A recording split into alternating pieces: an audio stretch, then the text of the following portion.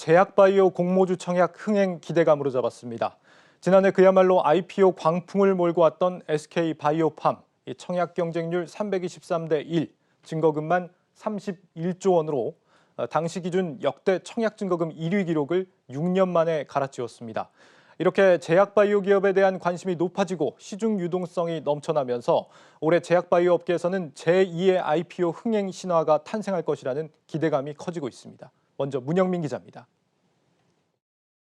SK바이오팜은 지난해 상장 직후 3일 연속 상한가를 기록하며 3조 원으로 시작한 시가총액이 결국 20조 원까지 늘기도 했습니다. SK바이오사이언스, 이노엔, 바이젠셀 등 올해도 제2의 SK바이오팜으로 불리는 제약바이오 기업 공개가 줄줄이 예정돼 있습니다. 이 가운데 대여급으로 꼽히는 기업은 SK케미칼의 자회사인 SK바이오사이언스입니다. 3월 18일 정도가 이제 예상되는 일정이에요. 신규 플랫폼을 개발하는 것이든 공장을 증설하는 것이든 일단 이제 그 자금이 모이는 걸 통해서 쪽쪽으로 이제 투자해 가는 건 거지.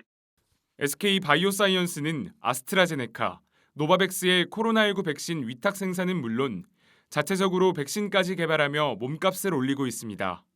주관사를 선정할 당시 기업 가치는 2조 원 정도였지만 증권업계는 최근 공모가 기준 기업 가치를 최대 4조 9,800억 원으로 전망했습니다.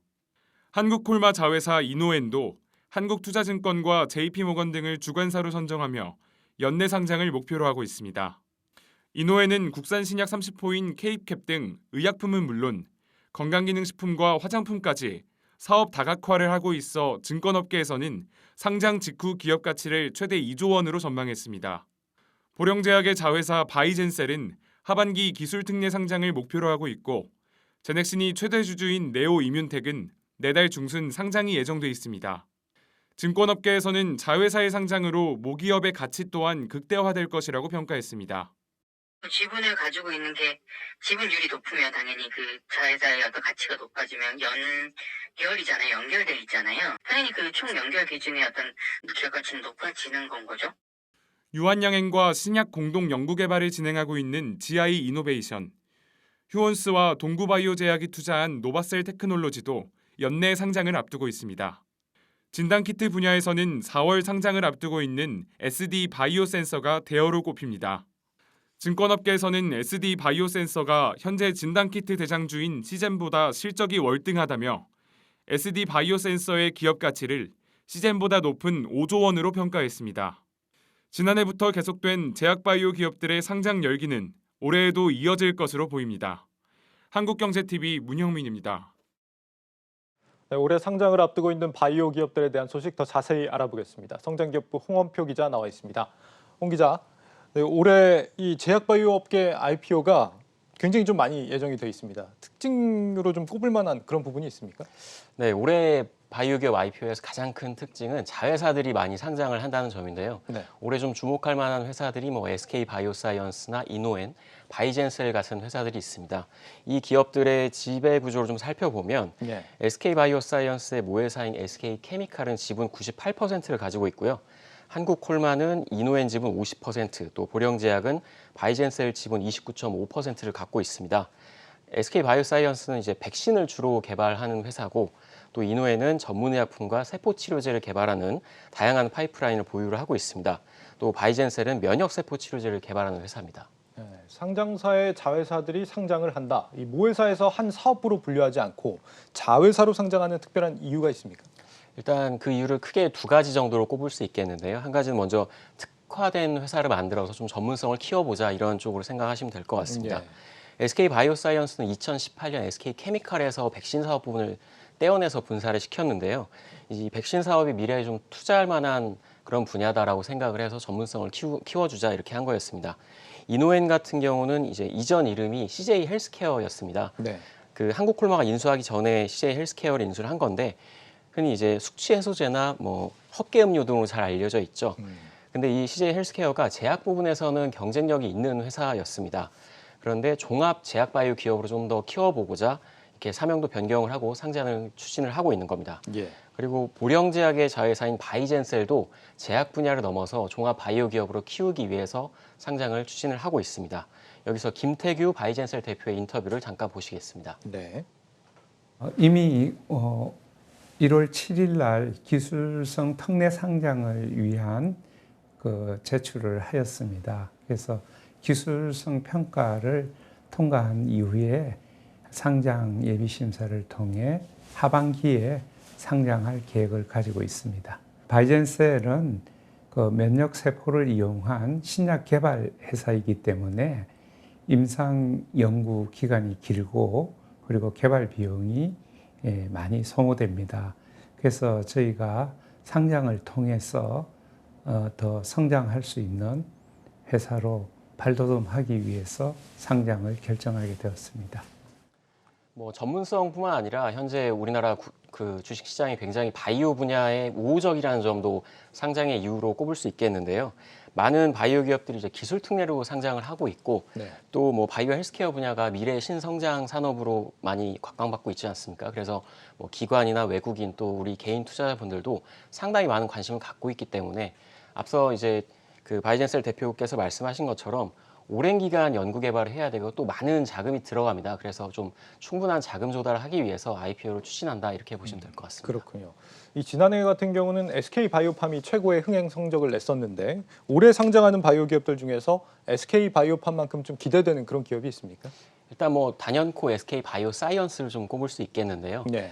이 SK 바이오사이언스가 상장 추진을 한다 이런 소식이 나왔을 때부터 바이오업계 전문가들은 SK 바이오팜보다 훨씬 기업 가치가 높다 이렇게 말씀하시는 분들이 있었습니다. 예.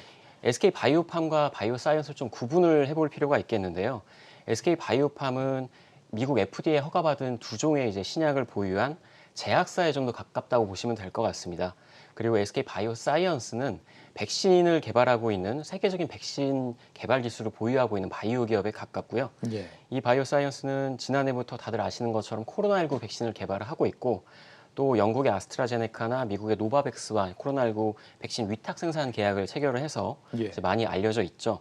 그것뿐만이 아니라 이제 세계 최초의 사가 독감 백신도 개발을 하기도 했고요. 또 이 생산 기술을 해외 사노피 파스트레 기술 수출을 하기도 했습니다.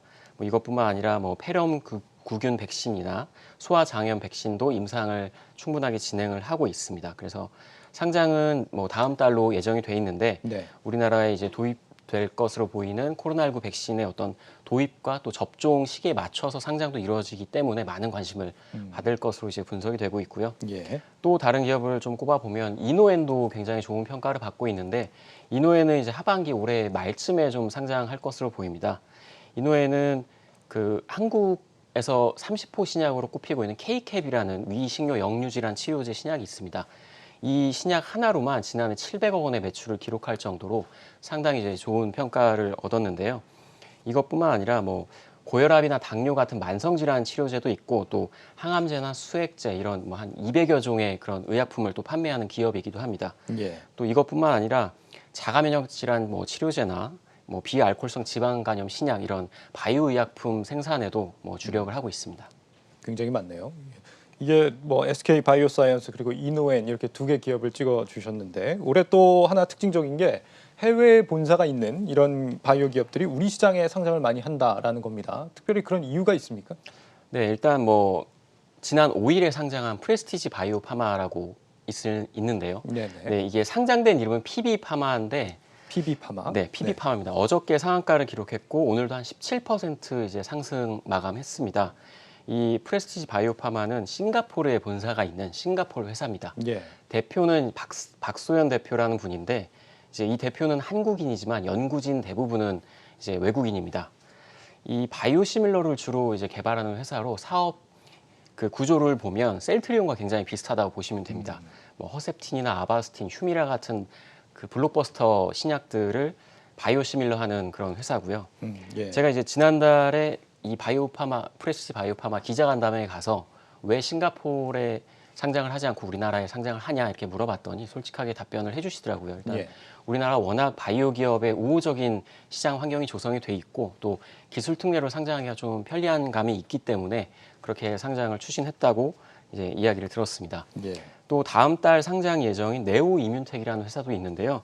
이 회사는 이제 면역 항암제를 개발하는 회사인데 우리나라 바이오 기업인 제넥신이 약 20%의 지분을 갖고 있는 관계사입니다. 예. 하지만 이 네오 이뮨텍도 미국 메릴랜드에 본사를 갖고 있는 미국 회사로 보시면 됩니다. 지난해 소마젠이라는 바이오 기업의 우리나라 이제 외국계 바이오 회사로는 최초로 상장을 했는데요. 이 네오 이뮨텍이라는 회사는 이 외국 회사 기술 특례 2호를 노리고 있는 그런 회사로 보시면 됩니다.